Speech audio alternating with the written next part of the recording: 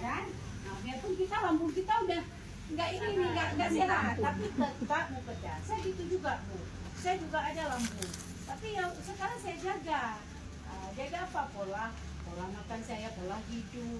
Habis itu kita olahraga, nggak perlu kita olahraga santai dengan 1 jam, setengah jam aja Ibu.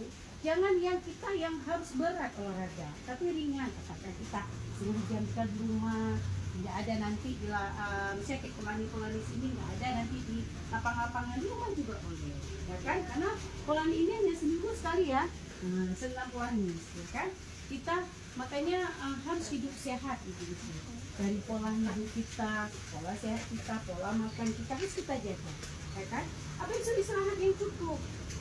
Apalagi mak-mak ini kan banyak aktivitas. Dari pagi kita pokoknya nahan leluh. Pokoknya dari nyapu, masak, ada saja aktivitas antar anak.